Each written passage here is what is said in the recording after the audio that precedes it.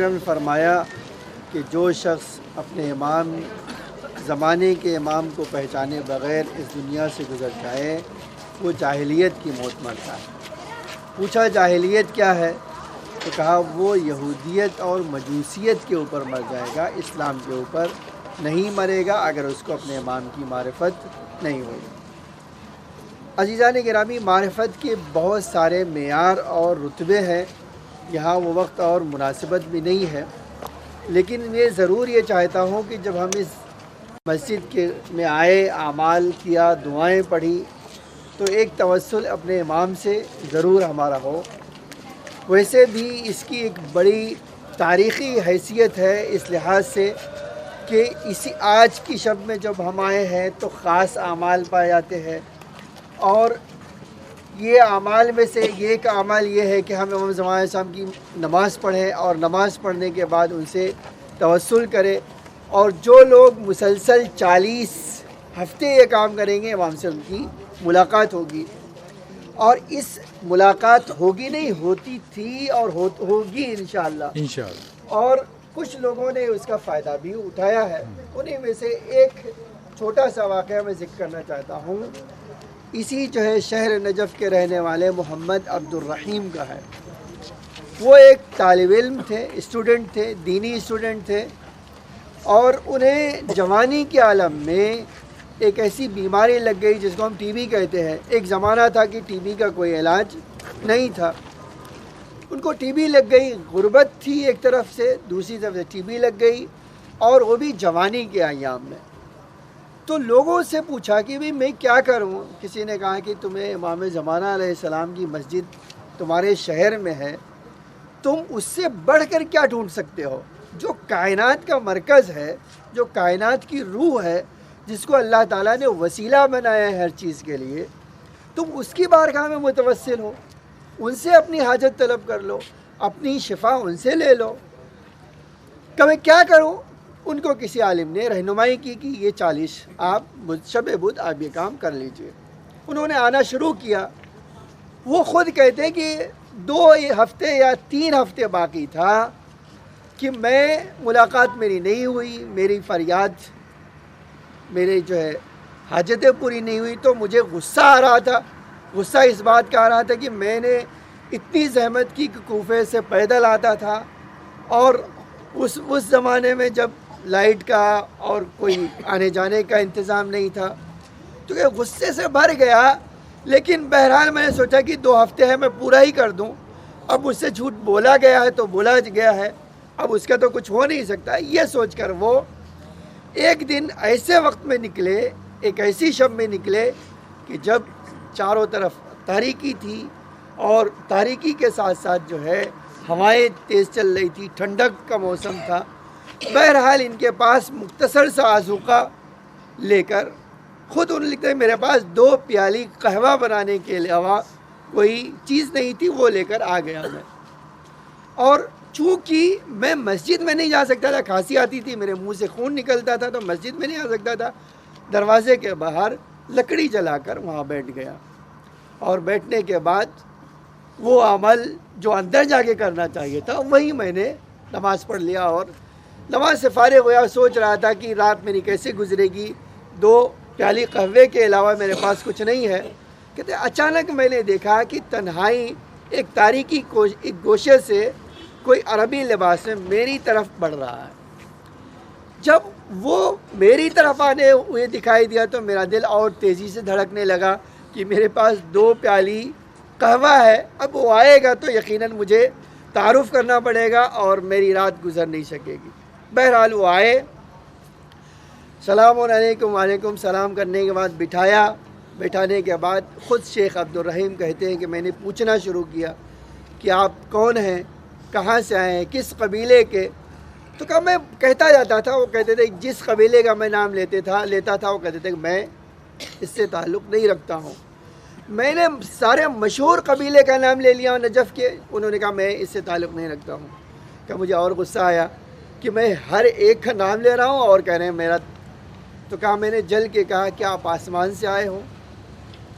تو کہا انہوں نے اتنے نرم لہجے میں اس کا جواب دیا، کہا کہ شیخ عبد الرحیم اگر میں آسمان سے آیا ہوں تم مان لو تو تمہارا اس میں جو ہے کیا ہوگا اگر میں آسمان ہوں، اور اگر واقعی میں ان لوگوں میں سے نہیں ہوں اور میں کہہ رہا ہوں نہیں تو تم اس میں غصہ کرنے کی کیا بات ہے؟ کہتے 2-4 الفاظ انہوں نے اپنی زبان سے ادا کیا تو میرا دل نرم ہو گیا. تو جب میرا دل نرم ہوگا تو انہوں نے کہا کہ شیخ عبدالرحیم تم کیوں یہاں بیٹھے ہو؟ کہا اب وہ غصہ پھوٹ پڑا. کہا علماء نے مجھے دھوکہ دیا، انہوں نے ایسا کہا تھا، اتنی شب ہو گئی مجھے ملاقات نہیں ہوئی، میری کوئی حاجت پوری نہیں ہوئی. کہا شیخ عبدالرحیم اس کے لیے بیٹھے ہو؟ کہا اس کے لیے بیٹھا ہوں. کہا مجھے قہوہ نہیں پیش کرو گے؟ کہا پہلے سے دل کہہ رہا تھا کہ قہوہ نہ مانگ لے، لیکن اب جب قہوہ مانگا تو کہا میں نے دے دیا وہ قہوہ. انہوں نے منہ سے لگایا اور کہا شیخ عبدالرحیم یہ تم ہی پی لو، اتنا کڑوا تو میں نہیں پی سکتا ہوں، تم ہی پی لو. شیخ عبدالرحیم کہتے ہیں میں نے جلدی سے وہ پی لیا کہ کہیں واپس نہ مجھ سے طلب کر لے. کہا پی لیا. تھوڑی دیر بات ہوئی اور کہا کہ اے شیخ عبدالرحیم کب تک یہاں بیٹھے رہو گے؟ کیا تم نہیں چاہتے کہ مسلم کی زیارت کے لیے جائیں؟ کیا کوفے کی طرف نہ جائیں؟ کہا ہاں. اچھا تو مشورہ آپ کا ہے. کہا ٹھیک ہے چلو اس طرف چلتے ہیں، اندر نہیں جا سکتے تو اس طرف چلتے. یہاں سے اٹھ کر وہ مسجد کوفے کی طرف چلے گئے. شیخ عبدالرحیم کہتے ہیں کہ میں نے راستے میں بہت ساری باتیں کی، لیکن جیسے ہی مسجد کوفہ میں داخل ہوا میں نے، وہ میرے آگے آگے تھے میں پیچھے پیچھے تھا، انہوں نے اللہ اکبر جب کہا تو پورا وجود ان کا نور کے حالے میں گر گیا. اب جب نور کے حالے میں گر گیا تو میری زبان گنگ ہو گئی. اب تک میں نے کتنی باتیں کی، لیکن جیسے ہی امام کا وجود نور کے حالے میں آیا میری زبان گنگ ہو گئی. اب میں نماز پڑھا تھا تو نماز نہیں پڑھی جا رہی مجھ سے. کہا لیکن انہوں نے اپنی نماز ختم کی اور دھیرے سے اسی مسجد کی طرف سے مسلم کی زیارت کے لیے چلے گئے. میں پیچھے پیچھے کا مولا، میں نے جسارت کی آپ کی بارگاہ میں نے آپ کو کیا کہا، لیکن انہوں نے کہا کہ میں نے دیکھا کہ امام نے مجھ سے کوئی اور بات نہیں کی، مسلم کی زیارت کیا اور وہیں سے آسمان کی طرف ان کا نور چلا گیا. عزیزان گرامی، آج ہماری معرفت صرف محدود ہے اس بات کی کہ اگر ہماری حاجت پوری ہو گئی تو ہمارے امام ہیں، نہیں حاجت پوری ہوئی تو ہمارے امام نہیں ہیں. لیکن حقیقت میں آج کی جو تاریخ ہے جہاں ہم کھڑے ہوئے ہیں اور جو شب ہے وہ ہمیں سکھاتی ہے کربلا والوں سے. کیا سکھاتی ہے؟ کہ ہم اپنی ہر چیز اپنے امام پر قربان کر دیں، امام تقاضا کرے یا نہ کرے. آپ اگر واقعی آج چاند رات ہے یا پہلی یا دوسری محرم جو بھی ہو، آپ کبھی سوچئے کہ کربلا کے شہید جو ہے آج ہم ان کو سلام کرتے ہیں. کیوں؟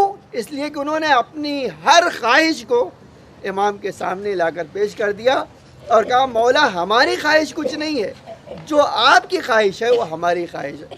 آپ ذرا جناب زینب کا یہ جملہ ان کے بارے میں سن لے کہ جناب زینب نے خالی بھائی سے کہا تھا بھیا آپ نے اصحاب کو آزما تو لیا. کسی صحابی کے جب کانوں میں آواز آئی اس سے جا کر دوسرے صحابیوں سے کہا کہ تم نے سوچا کہ شہزادی کیا تمہارے بارے میں سوچتی ہے؟ تو اس نے کہا کیا؟ کہا میں نے سنا ہے کہ شہزادی اپنے بھائی سے کہہ رہی تھی کہ آپ نے اپنے اصحاب کو آزما تو لیا. تاریخ کہتی ہے اصحاب امام حسین نے غلاف توڑ کر تلواریں نکال کر شہزادی کے خیمے کے سامنے آ گئے. شہزادی اگر آپ کہیں تو ہم خود اپنی تلوار سے اپنی گردن کاٹنے کو تیار ہیں. عزیزان گرامی، یہ وہ درس ہے جو ہمیں اپنے امام کے لیے سیکھنا چاہیے کہ ہمیں اپنی ہر خواہش کو امام کے سامنے، امام کی خواہش کو اپنانا ہے، اپنی ہر خواہش کا گلا گھونٹ دینا ہے، تو ہی ہم کربلا کے شہیدوں سے کچھ سیکھ سکتے ہیں. عزیزان گرامی، آج ان جملوں سے آپ کا دل درد میں مبتلا ہو جاتا ہے. کبھی آپ سوچئے جو وارث حسین ہے، جو امام زمان ہے، جن کے لیے کہا جاتا ہے کہ منتقم خون حسین ہیں، روایتیں جو کہتی ہیں، میں نے وہاں مشہد میں ایک جملہ کہا تھا کہ ہم خالی مصائب سنتے ہیں، آقا ہماری نظروں سے دیکھتا ہے. میں آج چاہتا ہوں کہ 2 جملے ضرور ذکر کروں. ہم امام حسین کی پیاس کو سنتے ہیں لیکن آقا وجدان کرتے ہیں. تو آپ ذرا سوچئے، میں ایک روایت پڑھ کے بات ختم کر رہا ہوں. شہزادی سکینہ کہتی ہے کہ جب پیاس کی شدت ہماری بڑھنے لگی اور اس حد تک بڑھ گئی کہ میں بچوں کے ساتھ اس خیمے میں گئی جہاں یہ مشکیزیں رکھے ہوئے تھے، ایک ایک مشکیزہ اٹھاتے تھے، پانی نہیں تھا، تو آخر ہم نے اپنے آپ کو، اپنے کرتے کو اٹھایا اور اپنے سینے کو زمین پر رکھ دیا تاکہ اس کی خنکی کے محسوس کر سکے۔ جب اس سے بھی تسکین نہ ملی، شہزادی کہتی ہے میں نے سوچا کہ میری پھوپھی اماں نے بچوں کے لیے کچھ پانی ضرور رکھا ہوگا، یہ سوچ کر میں نکلی، میرے پیچھے پیچھے اہل بیت کے بچے نکلے کہ ہم ڈھونڈتے ایک کمرے میں گئے، ایک خیمے میں گئے تو دیکھا میری پھوپھی اماں بھیا علی اصغر کو کبھی ماں کی گود سے لیتی ہے اور کبھی ماں کی گود میں دیتی ہے اور اس کو سمجھاتی ہے، بہلانا چاہتی ہے، لیکن بھیا جو مطلب ہے پیاس سے تڑپ رہا ہے، اس کو کچھ سجائی نہیں دیتا۔ کہتے یہ منظر میں نے دیکھا، اب میں اپنی پیاس بھول کر پیچھے پلٹ گئی، میری آنکھوں سے آنسو جاری ہو گیا کہ میں نے یہ جب پلٹ کر جا رہی تھی تو ایک مرتبہ زینب جو میری پھوپھی اماں نے پوچھا بیٹا کچھ کہنے آئی تھی، بیٹا کچھ چاہیے تمہیں، کچھ پوچھنے آئی تھی؟ کہا پھوپھی اماں ارے جو منظر میں نے دیکھ لیا اب مجھے کوئی چیز نہیں، اے پھوپھی اماں ارے پیاس کی شدت نے مجھے بے چین کر دیا تھا، اسی لیے میں آپ کے پاس آئی۔ الا لعنت اللہ علی القوم الظالمین، سیعلم الذین ظلموا ایام منقلب ینقلبون۔ الہی بحق زہرا و ابیہا و بعلہا و بنیہا و سر المستودع فیہا، اے اللہ اس جگہ پر تیری بارگاہ میں اسی امام برحق کے واسطہ اے اللہ امام زمانہ علیہ السلام کے ظہور میں تعجیل فرما، زمین کو آقا کے ظہور کے لیے آمادہ فرما، ہم سب کو آقا کے غلاموں میں شمار فرما۔ پروردگار ہم سب دور دراز سے سفر کر کے آئے، اے اللہ ہمارے آنے کو قبولیت کا شرف عطا فرما، ہماری زیارت و دعا و نماز کو قبول فرما، اے اللہ ہمیں امام کے واقعی عزاداروں میں قرار فرما، اے اللہ ہمارے آنسوؤں کو بی بی زہرا کے رومال میں جگہ عطا فرما۔ ربنا تقبل منا انک انت السمیع العلیم، ان اللہ و ملائکتہ یصلون علی النبی۔